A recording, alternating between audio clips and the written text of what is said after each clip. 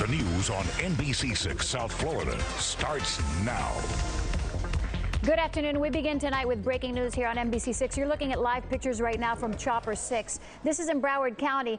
On the Turnpike northbound lanes, a truck has overturned, and all of the gravel and steel that was in its truck has completely turned over right before Griffin Road near the Hard Rock Hotel. Now, 3 lanes are shut down at this hour, as you can imagine, right before rush hour traffic.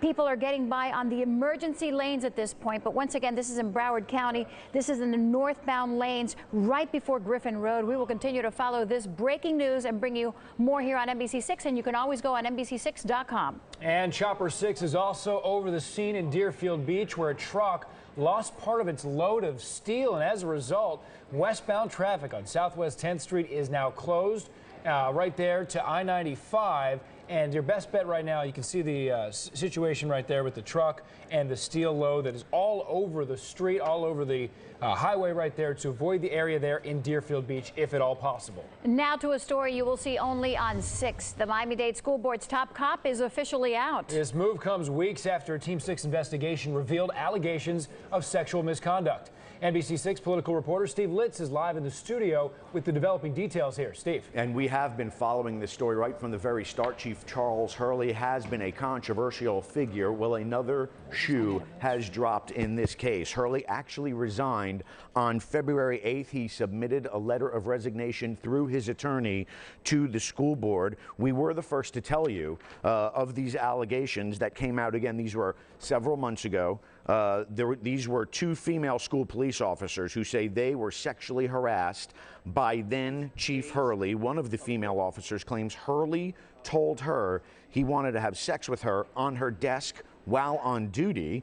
That second officer says Hurley also attempted to have sex with her when she visited him at his home. Those 2 officers, those 2 female officers, have sued the school board, the superintendent, and also Chief Hurley. You see some file tape of the chief right there. The school board has told us that they had no information with respect to these allegations when they first came to light. We do know the Equal Employment Opportunity Commission has been investigating this, but again, the school district the EEOC is investigating.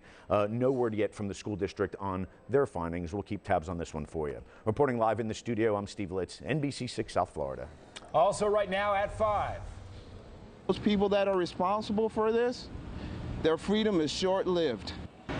Tonight, police vowing to solve the murder of a Canadian couple found inside their Hallandale Beach vacation home, and they've upped the ante. The reward for information about the deaths of David Pachowski and Rochelle Wise now stands at $51,000. And now a new tape has surfaced showing that might have been one of the last times the couple was actually seen alive. Team 6 reporter Sharon Lawson is live in Hallandale Beach with the development. Sharon? Authorities going on the record saying that they are going to solve this case, posting flyers like this one across town, while family members of the victims came out begging the public to help them find justice. She'll be missed on a level you can't imagine. I miss her terribly. Choking to hold back the tears, loved ones of a slain Canadian couple plead to the public. We're putting the pain aside so that we can appeal to everyone for information that will lead to the culprit or culprits who took the lives of 71-year-old David Donnie Pachowski and his 66-year-old wife, Rochelle Wise. They loved Florida and they loved this area a lot, and to think that it happened here. Jamie Weiss, the son of Rochelle and her best friend Pearl Gladman, flew down from Ontario, Canada to join with Hallandale Beach Police for a news conference Wednesday. It's a case that has the police chief, Dwayne Flournoy, fired up. It angers me. I believe the public will be shocked just to know how senseless this murder was. Since January 10th, when the couple was found murdered inside their winter condo in the 900 block of Northeast 25th Avenue, authorities have released few details until now. It's more than one perpetrator. The chief also announcing that the cause of death was asphyxiation, although the manner and how they were killed was not released. What was released, surveillance video showing the couple at a Walmart on January 8th. Weiss and Pachowski then spoke with family members on FaceTime the next morning on January 9th. Moments later, cameras were rolling as an unidentified woman was seen wandering around the couple's home. It's critical to us. We don't know if the person is involved. Perhaps they saw somebody Almost 2 months after the couple's lives were violently cut short, police still have no motive and no suspects. Nonetheless, they're confident the killers will be brought to justice. Those people that are responsible for this, their freedom is short-lived. And once again, back out live, Hallandale Beach Police really asking for the public's help. If you have any information on who took the lives of Rochelle Weiss and David Pachowski, you're urged to call Broward Crime Stoppers or the police department. Broward Crime Stoppers is 954-493-TIPS. Remember, there is a $51,000 reward for information leading to an arrest and also the conviction of the people responsible in this murder. And you can remain anonymous. Reporting live from Hallandale Beach, Sharon Lawson, NBC 6 South Florida. We want to take you live to Miami right now. Here's a look at the skyline in downtown. It's been a beautiful day, but there is a change in the temperatures coming, and it might mean you're not ready to put those sweaters away just quite yet. No, because a change is coming, according to Chief Meteorologist John Morales. John, how cold is it going to get? Well, it's going to get pretty chilly tonight. I tell you what, we're going to get 40s for much of South Florida tonight. So even though we're close to 80 at this hour, 79 in Miami, 77 in Fort Lauderdale, and a little bit cooler down in the Florida Keys, 71 in Key West, you can definitely expect those chillier temperatures tonight. Now, part of the chillier air is coming from northern Florida. It's currently 58 at 5 o'clock in Tampa, 57 in Tallahassee, 55 in Jacksonville, and the air is extremely dry. The dew points down into the 20s from Orlando to Tallahassee. So with dry air in place, well, you get all the heat that was trapped during the day to escape out into space quite easily. So I'm going to forecast temperatures in the mid to upper 40s along the coast tonight, but in inland locations, you can see we're going to be in the lower 40s. That also includes the southern suburbs of Miami-Dade County. I'll have a lot more on this in our weekend forecast coming up in just a few minutes. Jackie? John, thanks. And right now at 5, an unstable stack-up at Port Everglades remains on a serious slant.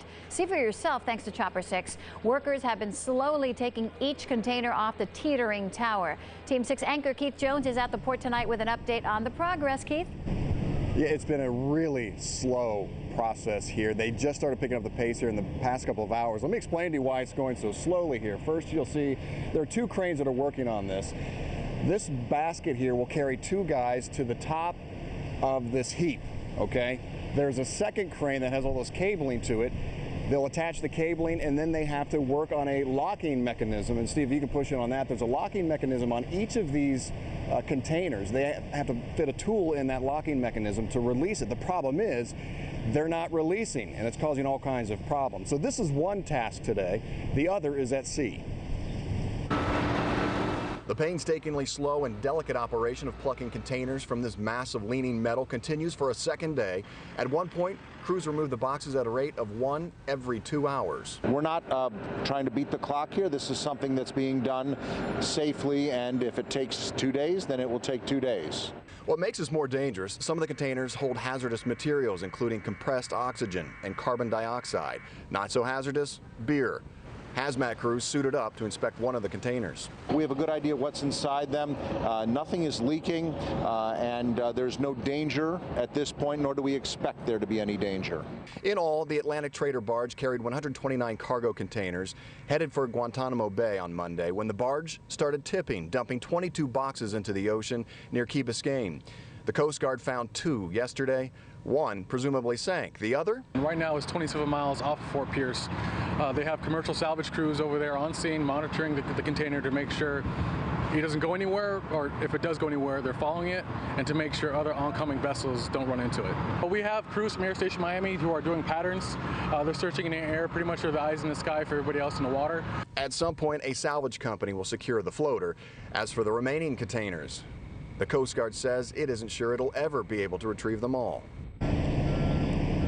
And if they can't retrieve those containers, they say there's nothing, no materials in any of them that's going to cause any environmental problems out there in the water. And the burning question that a lot of folks have been asking, the beer, we're told it's just fine, no leaks.